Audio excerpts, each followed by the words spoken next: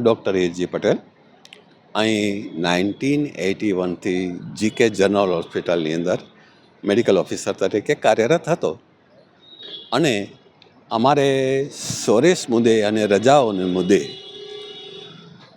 5 વર્ષની સર્વિસ થયા બધા બાદ પ્રમોશન અને જે પરમેનન્ટ પેમેન્ટની વાત, જે પેમેન્ટ સર્વિસની વાત હોય એ મંજૂર થયા પછી અમે રજાઓની માંગણી કરેલી અને રજાઓ મંજૂર થયા પછી અમે રજા નહીં ભોગવવા માટે ગયેલ. પાછળથી એ રજાઓને BCSRના રૂલ્સ મુજબ એક્સટેન્ડ કરી અને વધુ અભ્યાસ અર્થે રજા માંગી.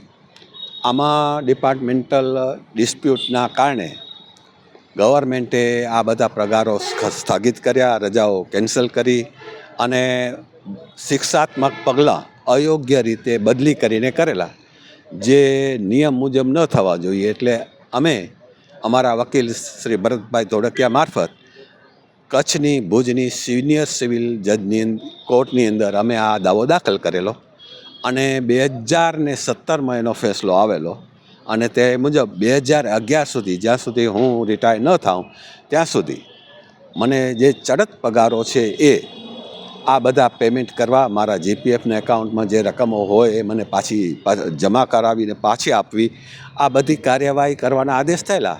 પણ કોર્ટના આદેશને કોઈ પણ રીતે અવગણી અને અત્યાર સુધી આજે 8 વર્ષ પછી પણ કોઈ કાર્યવાહી થઈ નથી.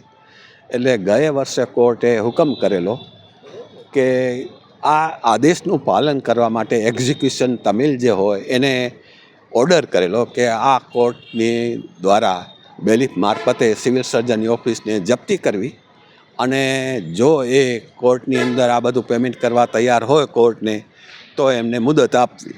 પરંતુ ગયા વર્ષે અમે એને મુદત આપી, એમને તે પછી કોઈ કાર્યવાહી કરી નથી. એટલે આ ડિપાર્ટમેન્ટલ ઓફિસોમાં અને સેક્રેટેરિએટને ગવર્મેન્ટમાં આ કામચોરી અને રૂશ્વતખોરીનું પ્રમાણ એટલું છે કે કોઈ કામ કરવા તૈયાર નથી. એટલે ન છૂટકે આ વખતે કોર્ટે સખત શિક્ષાત્મક પગલાં તરીકે ગઈકાલે અમે સિવિલ સર્જનની ઓફિસની જપ્તી કરી છે. આજે ફર્ધર જપ્તી એની એડમિનિસ્ટ્રેટિવ ઓફિસ અને એની ક્લેરિકલ ઓફિસ અને એના રેકોર્ડ ઓફિસને અમે જપ્ત કરશું અને કોર્ટને હવાલે કરશું. બાકીના કાર્યો છે કોર્ટના આદેશ મુજબ કોર્ટ નક્કી કરશે અને અમને પેમેન્ટ મળી જશે.